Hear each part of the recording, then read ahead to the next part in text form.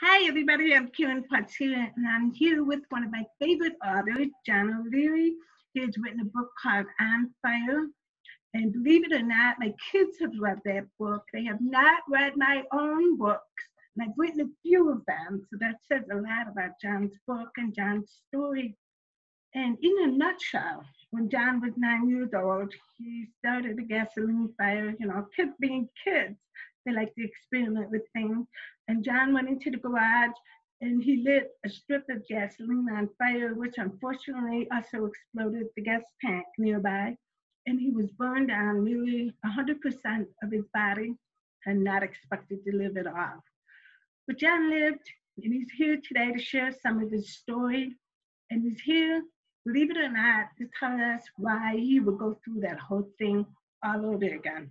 So, John, welcome. Thank you for sharing your time with us today. Taryn, listen, I get introduced a lot, and that was as beautiful as any I've ever heard. So thank you for the intro, and I'm glad to be your friend. I'm thrilled to be on your show. Oh, that's awesome. I should also add that the two of us met at Kathy Buckley's house in California, and I had never heard of you at that point. Maybe just a little bit of something from somewhere. And then I made the connection that, oh, John O'Leary with this book. So I was really excited to have that time with you in California. Me too. hmm So tell me a little bit, for the people who don't know much about you, tell me a little bit about what you do today and a little bit more of your story that led you to this point. Awesome. So today, I am a husband to a woman named Beth. I am the dad of four kids named Jack, Patrick, Henry, and Grace. I'm the son of Susan and Denny. I live in St. Louis, Missouri. I travel the world as a speaker. That's one of the things that brought me out to LA to speak with Kathy and you, is I was out there for a couple other meetings. So I'm a motivational speaker, leadership teacher. I also am an author of a book called On Fire.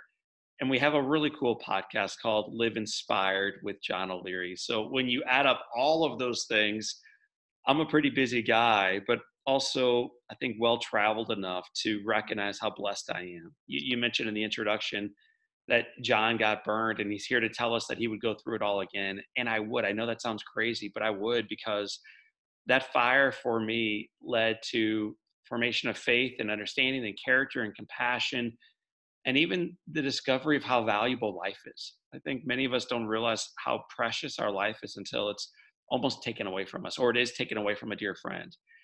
And even at the age of 9, I came face to face with death. And so every day since then, I recognize the blessing that life is. Thinking back to your story, I would tell you the one part in that book that made the most impact on me. And that was the moment when you came home from the hospital and you were putting bandaged up, you could hardly move anything, and your mom just put a fork in front of you and said, eat. And you were like, how cool is that for a parent to do that? And I know when I was reading the book, part of me was like, how could you as a mother be so heartless to your son? But I realized that your mom was giving you a taste of grace, and she was giving you a taste of courage. And it didn't look like it at the time, but it was packaged beautifully in that parent wisdom that your mom had, that if she helped you find your own strength and courage in that moment, you could find it the rest of your life. And a lot of times as parents today, we tend to feel like we want to shelter our kids, we want to help our kids along, or we're helicopter parents. And your mom, in that one little piece of a lesson, taught me that we need to allow our children to fight. We need to allow our children to find their own strength in adversity, because if we teach them that, we teach them something that they can use the rest of their life. Right. And that's what your mom was doing at that moment, which to you and to me as a reader was cold and heartless, but was actually the most loving thing that a parent could do. Well So said. you, years later, looking back on that, what do you think of that lesson today? Yes, I still hate my mom for that one. And I still think she is the greatest parent of all time because Oh, of that. it is. She's just, even today, This is 33 years afterwards. I'm 42 years old now, and I'm a dad. I recognize finally how impossibly hard that must have been for her to put a fork in front of me. And the full story is this: I'm home from the hospital for the first time in 5 months. So it was a street fight to make it back. But we're home. The house has been rebuilt. My five siblings are around that table. My mother's over there. My father's over there. My food is in front of me. And Karen, I can't eat it because for those of you viewing right now, I don't have fingers. I don't have fingers. My sister Amy grabs a fork. She starts scooping potatoes toward my mouth. And right as the potatoes are about to enter into my mouth, my mother says, Amy, drop that fork. If he's hungry, he'll feed himself. It turns out that that night my mother ruined dinner because 2.5 hours later, I finally was able to get a couple bites into my mouth and then a couple more as I sandwiched this fork between my two hands and brought the food up to my mouth. So she ruined dinner. But I don't think her goal that night was to make it a good dinner. It goes back to your original question. She was trying to teach me resiliency. She was trying to put something in front of me that was incredibly hard to do, but something she knew deep down with enough time and practice and grit I could do, and something that over time would serve me beautifully over the days and weeks and months and then decades to follow. So as you and I talk right now, I'm in this beautiful living room. I own a home. I fed myself breakfast this morning. I made waffles for my kids with hands that may seem to some of your viewers as broken and useless. But my mother reminded me that they're actually beautiful, that they've been redeemed, and that they can be used for greatness. But I had to embrace that lesson as a kid.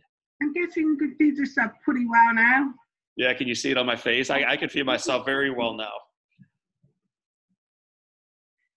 Yeah, thanks, Mom. Yeah. So, in the 30, you said it's been 33 years now. 33 years. How long have you been speaking now? Since 2008, right? That's about right, yes. Mm-hmm. And you've done 49 states, right? What's the one state you haven't been to? Well, hey, if you're listening in Alaska, you got to call me. Okay, if you're in Alaska today, you call me. Alaska is our last state. We've been in 49 states, I think 18 countries, spoken live in front of more than 1 million people, and apparently have like 100 million impressions online. So this little story that came out of St. Louis, Missouri 3.5 decades ago has gone on to become this really cool global story that's touched lives all around the world. When you look back on your speaking career, what is the moment that like really stands out for you? I mean, it's unless this interview is a couple hours long, it'll be hard to even answer that single question because there are so many. I think my 3 favorite events so far, the first one, because you always remember your first. You know, there's just something about it. My first speech was in front of 3 Girl Scouts. It was that first speech back in 2008 or whatever the year was when I said yes for the very first time to share my story, and I'd never done it before, never told anybody. And so I went in front of this group of 3 third-grade girls. I was so nervous, Karen, ahead of time that I threw up in the parking lot. I walked in, looked down, read my notes the entire time without looking up. Did not even get a box of Girl Scout cookies as a reward for giving up part of my afternoon. But that's my first. And it eventually led to a second and eventually led to a third and then a fourth and then onward from there. So I'm grateful still for that first opportunity. Another one that I thought of when you asked the question was a group of inmates I spoke to in Fort Leavenworth, Kansas. These are guys who are going to spend the rest of their lives. What? Fort Leavenworth, Kansas. So these are, it's a federal prison in northern Kansas, just outside of Kansas City. And I got to spend a full day with them talking about leadership and seeing these guys in their jumpsuits engaged and sorry and trying to do better and trying to be redeemed and trying to make amends. For me, it's a kind of experience I'll never forget. I've had some cool opportunities, but maybe none more cool than that. So that was it was an honor to be with those guys for the day. And then maybe my favorite event was about 2.5 years ago for a group called Arbonne. Arbonne, it's a group of consultants from around the world. It was at the MGM in Las Vegas, main stage, 20,000 people around, awesome ladies, awesome gentlemen. And that day I got to play the piano for them. So with fingers that you may think look broken and useless, because of lessons my mother taught me, not only how to eat, but how to play and how to dream and how to live, I was able to play in front of 20,000 or so, her favorite song, which was Amazing Grace. So I've had some cool experiences from the road. Love that song. I love that song. You're gonna have to play it for me someday. Next time at Kathy's house, we'll play it. All right, here we go. We got that on the calendar someday. Deal. Wow. So those are the three. Do you get nervous today when you go Yeah. on stage? Do you still get nervous, or do you? So I get nervous every single time before I speak, always, in front of a group of 3 Girl Scouts or in front of a group of 23,000. It doesn't matter the size. I get very nervous. A friend of mine named Charlie Plum, he's a speaker. He's a survivor of, I think, 6.5 years in captivity during Vietnam. He was a pilot. He shared with me once that that nervousness is good. Our job, though, is to get the butterflies information. So you want the butterflies, you want the anxiety, but you want to actually harness them for good. You want to make sure the anxiety is not about you, but about doing a phenomenal job for the audience you're speaking for. I learned that about butterflies information from my world champion barefoot coach. How about And I that? was writing a book with him, and it was his coach that taught him that butterflies are very good, and just get them to fly in formation, and it's good. You harness that power and you harness that energy. So it's cool to hear that. I haven't heard that Yeah, in a long time. I don't know that I had not known that expression before. Charlie shared it, and I just think it's beautiful. And I think we can all use that, whether it's a difficult conversation or something in our parenting or getting back into spirituality, whatever it might be. All this anxiety we all feel it. Our job then is to use those butterflies, get them information, and then fly forward together. Mhm. Now you have something called an vision statement. And I'm not familiar with that. I'm not sure if I even remember it from the book, but it must be something new that you talk about. Can you tell me more about that and how we can use that? Yeah, absolutely. So ignition statement, to put it in the vernacular that you guys listening may know, mission statement. So it's just like a mission statement, but instead of being about a business or a hospital or a school or whatever else, it's about you. It's what gets you out of bed early. It's what gives you energy to dance through your day. It's what keeps you up. It's what gets you engaged and lit up and inspired to do something bigger than yourself every single moment of every single day. So for me, it helps me answer the question, I choose to thrive because, and then fill in the blank. So I choose to thrive because. So when I answer that question, my answer is this: John OLeary chooses to thrive because God demands it, my family deserves it, and the world is starved for it. Let's go. So for me, that is why I get up early. It is why I have this goofy grin on my face while you and I are talking. It's why after this interview, I'm going to walk into the next one equally lit up. It's why I try to do phenomenal work, but it's also why I come home from work to play with my babies. So I choose to thrive every day because for me, God demands it. My family deserves it. The world is starved for it. Let's go. That's a good one. Sounds close to a passion statement. Yeah, exactly right. And yeah, there's passion in there. So when we talk about passion, in that word, what does it mean to you? How do you define it? Well, part of passion is something you would do even if no one was looking and no one was paying you to do it. So for me, for instance, I am blessed to be paid to speak, but the reality is I would do it for free. And I would do it if no one was watching, and I would do it even if I was sick. Like I am so passionate about the opportunity of being able to share life with people and encourage and inspire and remind them of the power of their mindset, the power of their perspective, the power of their choices. Like for me, it's just passion. It is passion. So it's very similar to what we chatted about a moment ago with the ignition statement. It is what lights you up. It's what turns you on. It's passion. And by the way, it's not always easy. In fact, it's seldom easy. I think the mistake many of us make is to think that passion is fun. It's fun. Not always. Sometimes passion is dangerous. Sometimes passion is awkward. Sometimes it's uncomfortable and unpopular. So it's not necessarily about fitting in or getting rich. It's about following the calling in your life. So it's about saying yes to that calling.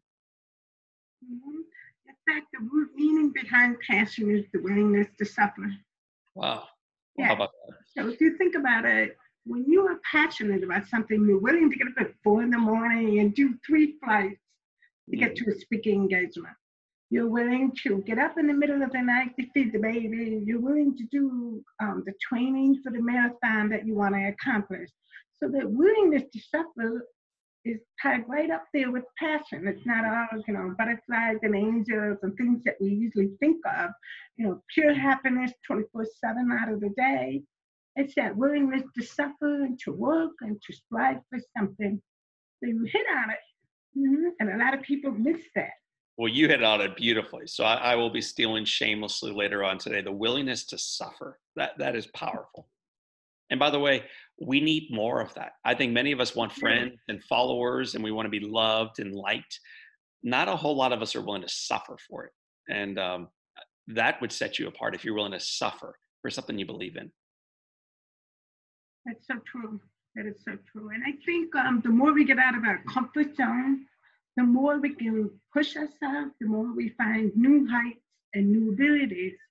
But most of us don't do that. Mm. So let me ask you this. Why you talk about not being a victim in your book? So why do you think it is that holds most people back from living a life on fire? Hmm. Gosh, that is a wonderful question. It has in part to do with we believe that the circumstances are bigger than our choices. So we think hearing loss, or we think fire, or we think divorce, or we think the way we were raised, or the color of skin we were born into, or where we were born geographically, or all these things that kind of happen to us. They happen to us. We think that they define who we are and who we can become, which means if that is true, of course we're a victim to it. Of course we are a victim to hearing loss, or of course we are a victim to amputations, or of course we're a victim to scars, bad memories, experiences that have burned us in the past. Of course we are.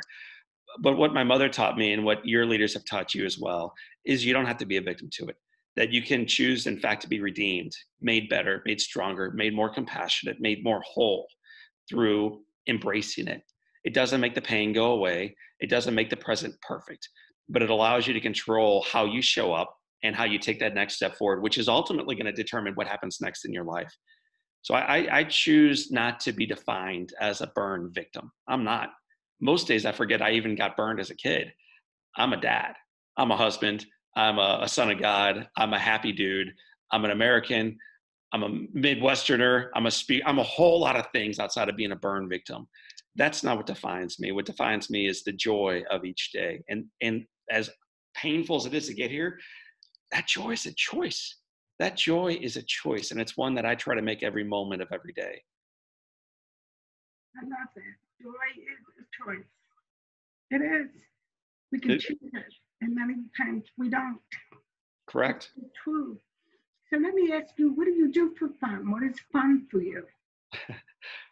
So when you seek joy, it's everywhere. And what I would say to you and your listeners is we used to do this. Now we think we need our smartphone or a beer or a big ice cream cone or something else, but we used to choose joy. And when we were doing that, we were called children. Children naturally have this sense of wonder and awe in everything they do. The leaves turning, the sun rising, a little earthworm making its way across the driveway. Holy cow, an earthworm, Mom. Look at that. Look at that. That awe is just joy. And so you ask me what I do for fun. Part of it is just to keep my eyes open. And if I do that well, I see happiness, joy, pleasure, fun everywhere. Part of it is to experience life through my own children's eyes. They light me up. So being with them lights me up as well. Part of it is hanging with my wife. I married her 16 years ago, but I'm as in love with her now as I was then. That choice is one that has to be made at every single day. It's not easy. It's not really popular, but it is a choice. I do aren't just words you say one time and then you move on. It's a choice you make daily. And so I have a lot of fun in all that I do. I love sports. I love family. I love faith. I love playing the piano. I love life. I love work. It's my passion. So I love interviews. I love hanging out with you right now. I'm having fun. I can't believe that we get to do work that we get paid for that is this much fun. Like crazy. So I have fun in almost everything I do.